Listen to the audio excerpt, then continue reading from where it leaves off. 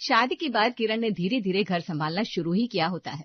सुबह की चाय लेकर किरण बाहर आती है, जहां उसके सास, ससुर और पति संजय बैठे थे। पापा जी, मम्मी जी, ये लीजिए चाय। सभी लोग चाय पी रहे होते हैं, तभी घर की डोरबेल बजती है। मैं देखती हूँ उमा होगी, मैं दरवाजा खोलती हूँ। किरण उठकर दरवाजा खोलती है। उमा घर के सारे काम करती है, साथ साथ किरण खाना भी बना लेती है। काम खत्म करने के बाद जब उमा जाने लगती है तो वो सुशीला के पास जाती है। मालकिन, मेरी पगार दे दो, आज महीने का आखिरी दिन है। कल से मैं 10 दिन की छुट्टी पर जा रही थी, अब 10 दिन के बाद आएगी। सुशीला संजय से कहती है कि वो उमा को देने के लिए पैसे लेकर आए। संजय बेटा, मेरी अलमारी में पैसे रखे हैं, लाकर उमा को दे दे। संजय सुशीला के कमरे में जाता है और पैसे लाकर उमा को देता है। उमा, तेरा हिसाब हो गया, अब तो आराम से छुट्टी पर जा, अब तुझे काम पर आने की जरूरत नहीं है। क्यों मालकिन? अरे अब इस घर की मालकिन आ गई है ना। मालकिन? मम्मी जी, इस घर की मालकिन तो आप ही हो। अरे ना बहू, मैं कहा, अब तू इस घर की मालकिन है। ये घर अब तेरा है, अब तू अपना घर संभाल। अब इस घर को तेरे से अच्छा और कोई नहीं समझ सकता। उमा सुशीला से कहती है। अच्छा मालकिन, चलती है। अरे अब मुझसे नहीं, किरण से इजाजत ले, मालकिन तो यही है, मैं तो बस एवं ही। ठीक है किरण भाभी, मैं जाती है। कभी मेरी जरूरत पड़े तो याद कर लेना। मेरा फोन नंबर है ना आपके पास? हाँ उमा, तेरा फोन नंबर मेरे पास सेव है। विदा लेकर उमा चली जाती है, लेकिन सुशीला ने जिस तरह से प्यार की चाशनी में भिगोकर किरण पर तीर चलाया था, वो किरण को बहुत गहरे लगती है। किरण सुशीला के टेंट्रम समझ जाती है कि सिर्फ घर के काम उससे करवाए जाने के लिए सुशीला ने उसके सर पर मालकिन का ताज रखा होता है। असल में तो उसे उमा की जगह पर बिठा दिया गया था। उस दिन से घर के सारे काम किरण से करवाए जाने की शुरुआत हो जाती है। शाम के वक्त किरण जब रात के खाने की तैयारी कर रही होती है तो सुशीला उसके पास जाती है। किरण बहू, क्या बना रही है तू? मम्मी जी, आज मैं खाने में मूंग की दाल, आलू परवल की सब्जी और रोटी बना रही हूँ। वो तो ठीक है बहू, लेकिन खाना बनाने से पहले किचन में पोछा तो लगा लेती। तू तो जानती है बहू कि घर की रसोई में माँ अन्नपूर्णा का वास होता है। घर की रसोई को पहले साफ सुथरा करके फिर खाना बनाना चाहिए। उमा भी शाम के बर्तन धोने के बाद रसोई में झाड़ू पोछा किया करती थी ना। तू तो खुद इतनी सफाई पसंद है, फिर कैसे भूल गई? सॉरी मम्मी जी, मैं अभी रसोई की सफाई कर देती हूँ। हाँ बहू, कर ले, फिर खाना बनाना है। रसोई साफ सुथरी रहेगी तो यहाँ काम करने में तेरा भी मन लगेगा, सब तेरी तारीफ करेंगे। ऐसा कहकर सुशीला वहां से खिसक जाती है और किरण को खाना बनाने से पहले रसोई में झाड़ू पोछा करना पड़ता है।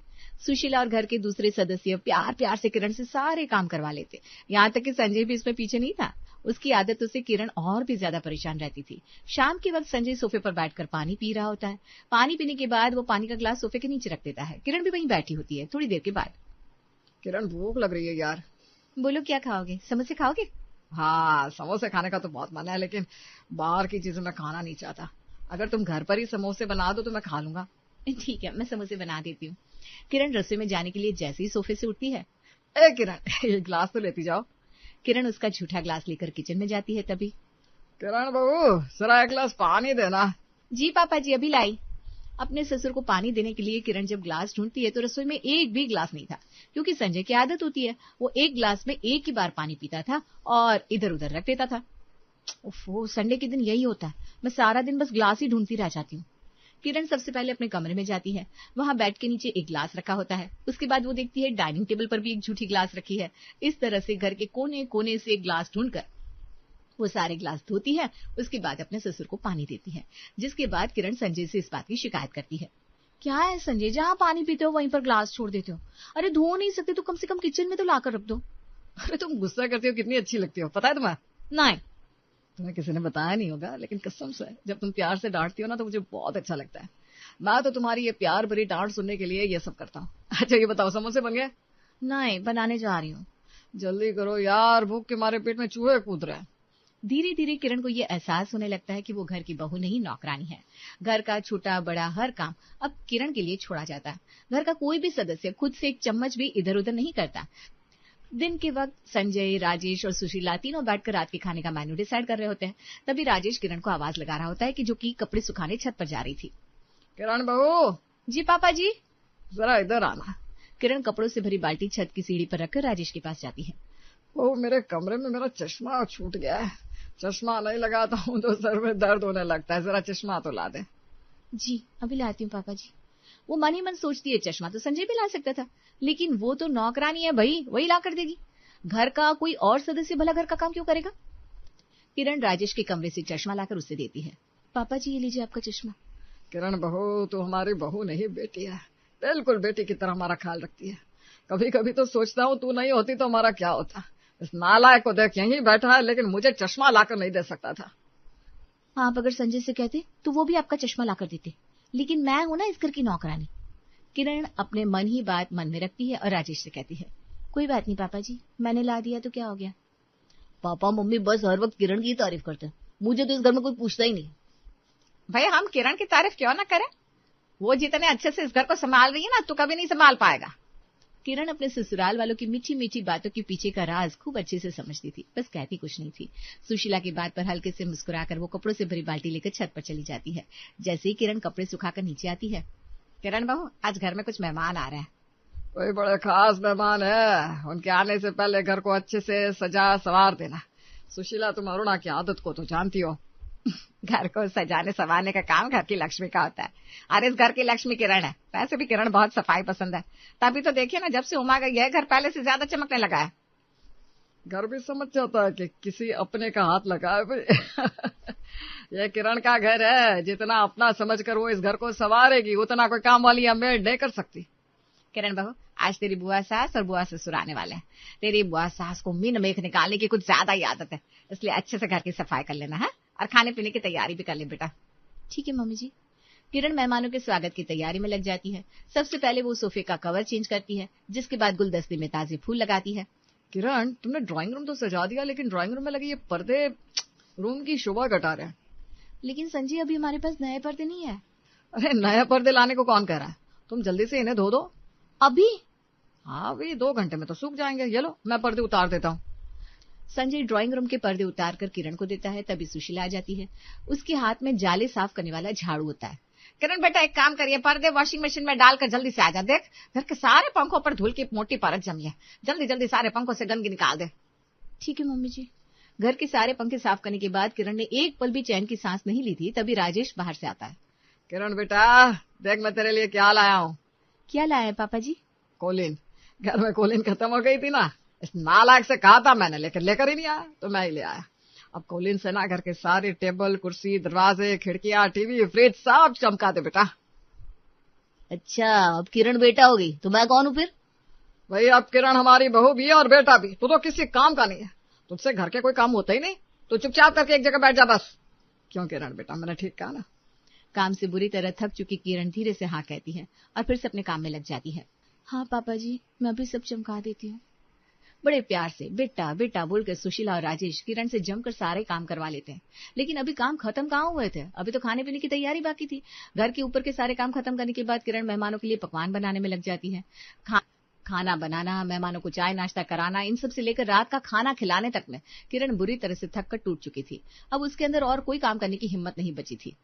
आज तो बहुत थक गई, किचन में जूठे बर्तनों का पहाड़ खड़ा है ना, कल साफ करूंगी। ऐसा सोचकर किरण अपने कमरे में जा रही होती है, तभी सुशीला वहां आती है। किरण बेटा कहाँ जा रही है? मम्मी जी सोने जा रही हूँ। अरे बेटा रात में झूठे बर्तन नहीं छोड़े जाते, तो खुद इतनी समझदार है, जानती है ना रात में बर्तनों को झूठा छोड़ने से लक्ष्मी नाराज होती है। जल्दी से बर्तन साफ कर दे फिर सो जाना। हाँ बेटा? ठीक है मम्मी जी। हाँ बेटा और जल्दी जल्दी हाथ चला ले, फटाफट काम खत्म कर ले फिर आराम से सो जाना। कल सुबह तुझे जल्दी उठना भी है ना, जा जल्दी कर। किरण जानती थी अगले दिन घर के काम करने के लिए उसे सबसे जल्दी उठना है। थके होने के बावजूद भी उसे सारे बर्तन धोने पड़ते हैं। ससुराल वालों का बड़े प्यार से किरण को नौकरानी की तरह ट्रीट करने के रवैये से किरण परेशान हो चुकी थी, लेकिन अब उसने ठान लिया था कि वो भी अपना रूप बदल कर रहेगी। अगर वो घर की बहू है तो उसका पति भी उसके मायके वालों के लिए दामाद है। अब किरण अपने पति को एटीएम कार्ड की तरह यूज करना शुरू कर देती है। एक दिन संजय ऑफिस जाने के लिए तैयार हो रहा होता है, तभी किरण उसके पास जाती है। संजय मुझे कुछ पैसों की जरूरत है। कितने चाहिए? यही कोई 20,000 रुपए। है? तुम इतने पैसों का क्या करोगी? कर दी ना वही बात। हाँ मैं तो इस घर की नौकरानी हूँ ना, मुझे तो इतने पैसों की जरूरत ही नहीं पड़ सकती, मैं बस सबकी जरूरतें पूरी करने के लिए हूँ ना। ऐसा कहकर किरण रोने लगती है। संजय उसे चुप कराते हुए कहता है, अरे ऐसी बात नहीं है किरण, मैं तो बस इसलिए पूछ रहा था कि तुम्हें कोई दिक्कत या परेशानी तो नहीं है ना? मुझे नहीं है, लेकिन मेरे मम्मी पापा को है ना, आप उनके दामाद है। जिस तरह मम्मी और पापा जी मुझे बेटी की तरह मानते हैं, मेरा उनके प्रति कुछ फर्ज है, उसी तरह मेरे मम्मी पापा आपको अपना बेटा मानते हैं। मम्मी पापा हमेशा यही कहते हैं, संजय उनके लिए उनके बेटे जैसा है, आपका भी तो उनके प्रति कुछ फर्ज बनता है ना। हाँ किरण क्यों नहीं, तुम्हारे मम्मी पापा मेरे मम्मी पापा है। क्या बात है, तुम्हारे मायके में कोई परेशानी हुई है क्या? बताओ मुझे। आप जानते हैं कि पापा की पेंशन से घर चलता है, इस महीने अभी तक पापा की पेंशन ही नहीं आई। पापा कह रहे थे पेंशन आने में 1-2 हफ्ते लग सकते हैं। अब घर खर्च के लिए पापा के पास बिल्कुल भी पैसे नहीं है, इसलिए मैंने आपसे इतने पैसे मांगे हैं। संजय तुरंत अपना एटीएम कार्ड निकालकर किरण को देता है। ये लो किरण, मेरे एटीएम से पैसे निकालकर पापा को दे देना। पापा को कोई परेशानी नहीं होनी चाहिए। आप चिंता मत करना, मैं पापा से कह दूंगी पेंशन आती है आपको पैसे वापस कर दे।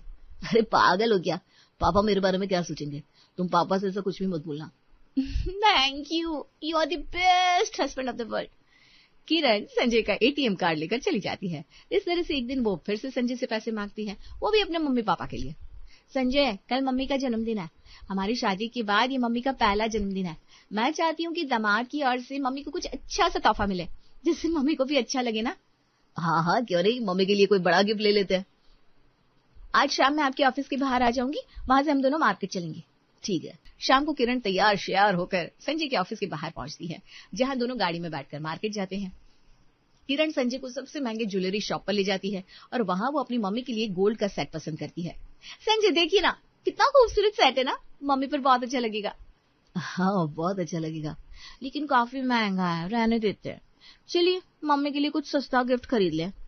अरे कैसी बात कर रही हो किरण, वो तुम्हारी मम्मी है, मतलब हमारी मम्मी है। मम्मी के लिए मैं इतने पैसे तो खर्च कर ही सकता हूँ। सच?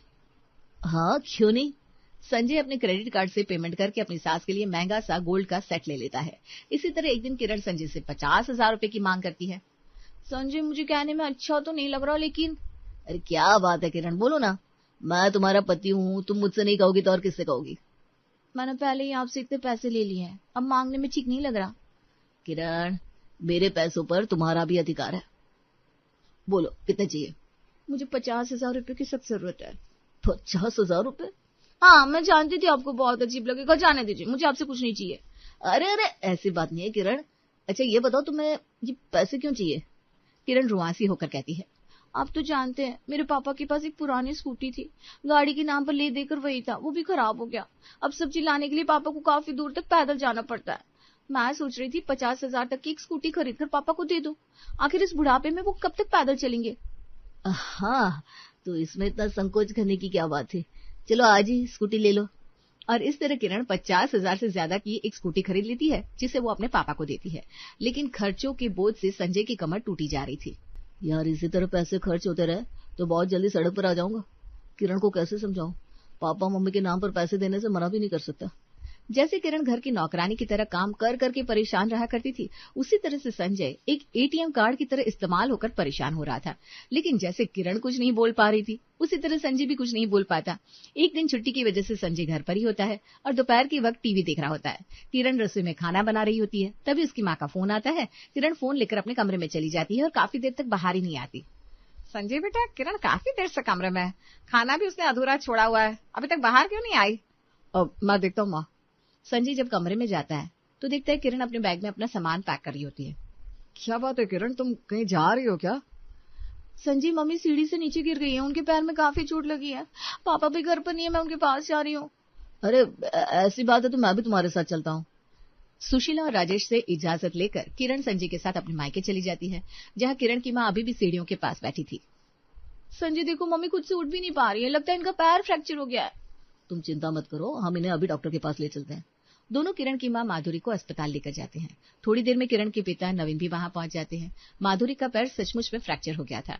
डॉक्टर माधुरी के पैर का इलाज करता है और उसके पैर पर प्लास्टर चढ़ाता है। सब हो जाने के बाद जब अस्पताल का बिल पेमेंट करने की बारी आती है तो नवीन अपनी जेब से पैसे निकाल रहा होता है। तभी किरण नवीन का हाथ रोक देती है। ये आप क्या कर रहे हैं पापा? हमें कर दिया ना पराया, हमारे होते हुए आप पैसे देंगे? मेरी छुड़ी संजय को कितना बुरा लगेगा। संजय आप दोनों को अपने मम्मी पापा समझते, आप क्या समझते वो आपको पैसे देने देंगे? किरण के ऐसा कहने पर संजय को भी उसकी हाँ में हाँ मिलानी पड़ती है। अब हाँ पापा, किरण ठीक कह रही है, आप अपने पैसे रखिए, आपका बेटा है ना वो पेमेंट करेगा।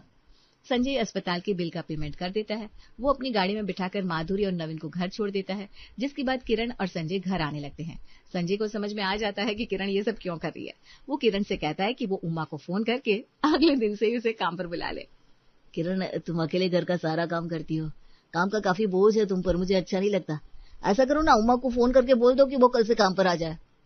ठीक है, मैं अभी उमा को फोन कर देती हूँ। किरण मन ही मन मुस्कुराते हुए अपनी पुरानी मेड उमा को फोन करती है।